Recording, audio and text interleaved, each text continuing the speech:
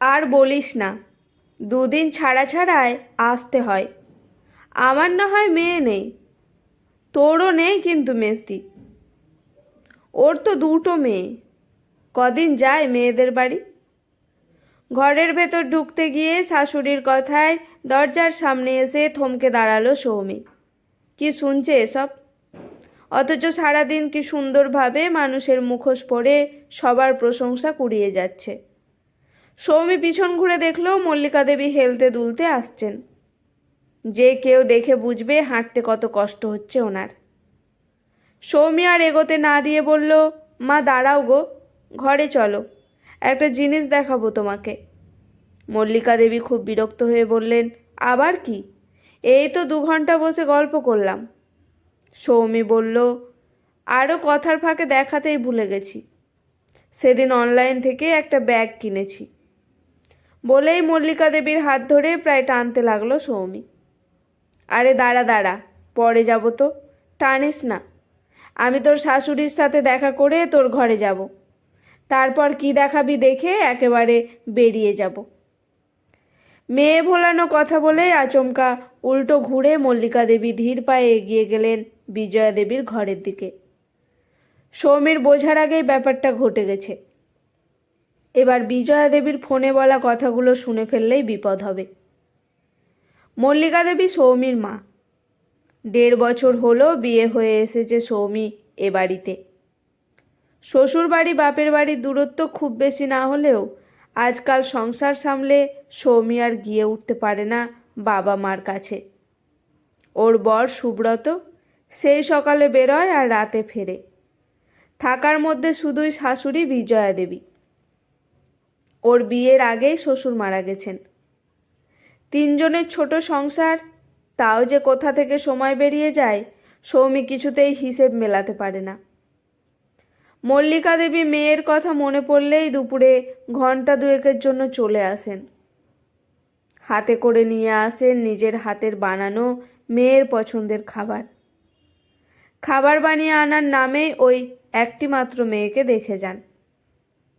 সৌমি অনেকবার বলেছে এই পা নিয়ে আসতে হবে না, কিন্তু বেশি না করেও তাও মা আসে। মা আসে বলে মাকে দেখতে পায়ও।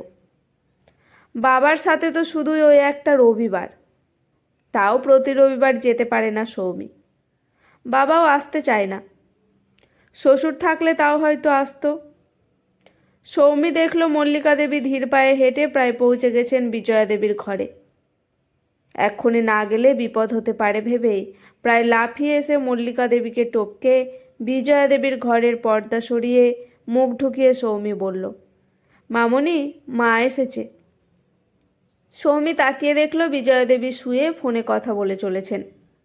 সৌমিকে আসতে দেখে তাড়াতাড়ি ফোনটা কেটে উঠে বসলেন। ততক্ষণে পর্দা ঠেলে ঢুকে পড়েছেন মল্লিকা দেবী। বললেন, অনেকক্ষণ এসেছি, সেই 4টে নাগাদ। একটু মুড়ি ঘন্ট করেছিলাম, তাই নিয়ে এলাম। বিজয়া দেবী বললেন, ভালো করেছেন।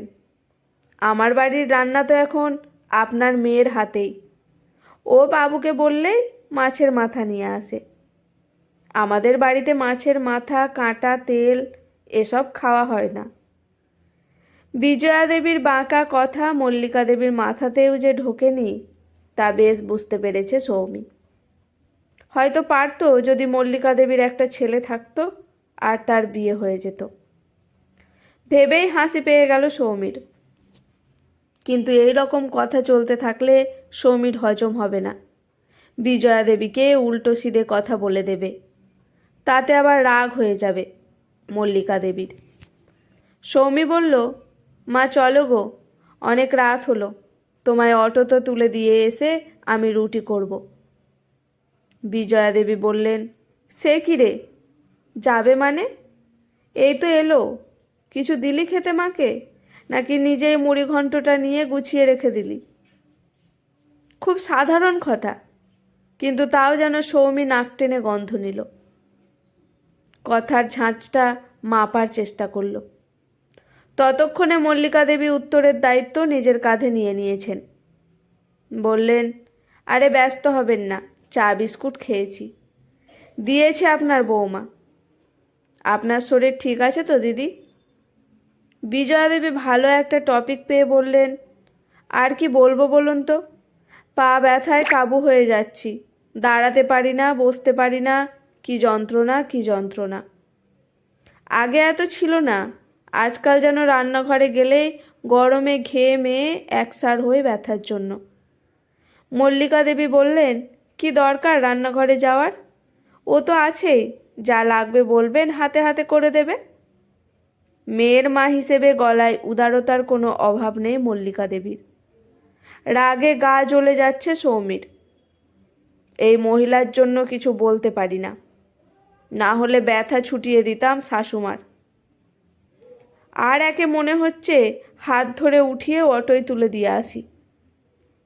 কোথায় মেয়ের মা হয়ে দুটো কথা বলবে তা না, মনে মনে বলতেই সৌমি শুনল বিজয়া দেবী বলেছেন, ও তো বাচ্চা মেয়ে, সারাদিন করেই যাচ্ছে এটা সেটা, অত গুছিয়ে পারে না। বুঝি, আসলে আপনাদের ওখানে পড়াশোনা করে সময় কেটে যেত। আর কত বলবো বলুন তো ওকে। রাতের দিকে একটু রসুন তেল গরম করে পায়ে মাখতে বলল আমার মেজদি। বলল দারুণ কাজ দেয়। তাই মেজদিকে বললাম অতক্ষণ দাঁড়িয়ে রসুন তেল বানিয়ে আনতে আনতে ব্যথাতেই মরেই যাব। বিজয়া দেবীর এক নাগাড়ে বলে যাওয়া কথার মাঝে মল্লিকা দেবী বললেন, এ আবার কি কথা? আপনি কেন করবেন?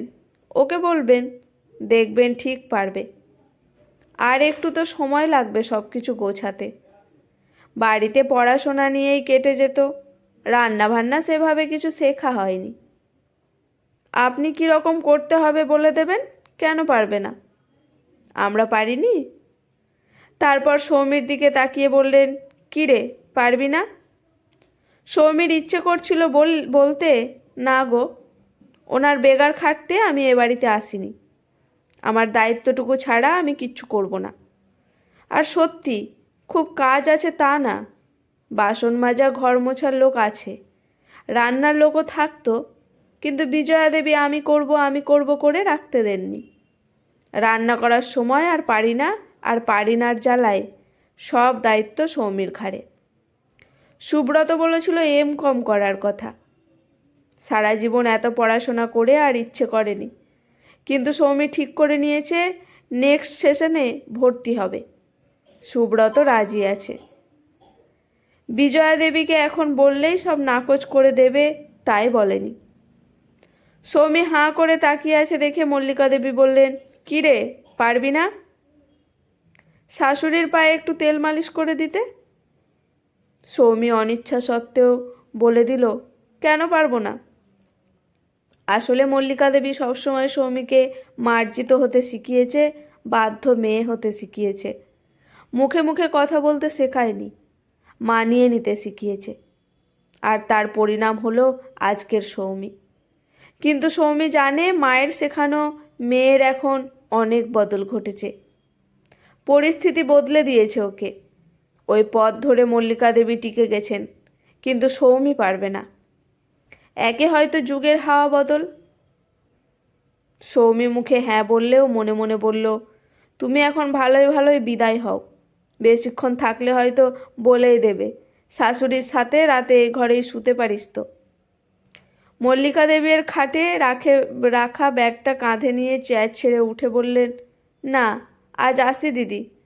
বিজয়া দেবী বললেন, আর একটু বসুন, সবে তো 6:30 বাজে। একদম মন থেকে বললেন কথাটা, বুঝলো সৌমি। কথা হাওয়ায় ফেললেই বোঝা যায় কিভাবে বলা হচ্ছে। আসলে মল্লিকা দেবীর সুর যে আজ একদম ওনার সাথে মিলে যাচ্ছে। মল্লিকা দেবী বললেন, না আজ যাই, গিয়ে রুটি করতে হবে, সাথে তরকারি। আজ এখানে আসবো বলে রাতের রান্নাটা করিনি।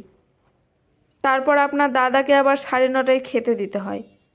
বলতে বলতে হাঁটতে গিয়ে একটু যেন কাকিয়ে উঠলেন মল্লিকা দেবী।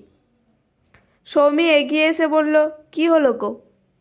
মল্লিকা দেবী বললেন, আরে কাল একাদশী, ব্যথাটা আবার বেড়েছে আজ থেকেই।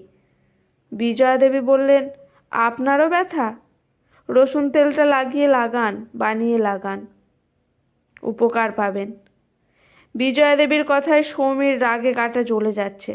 ভাবছিল একটা জব্বর দাওয়াই দেবে। মল্লিকা দেবী তো পারবে না, তাই ওই দেবে।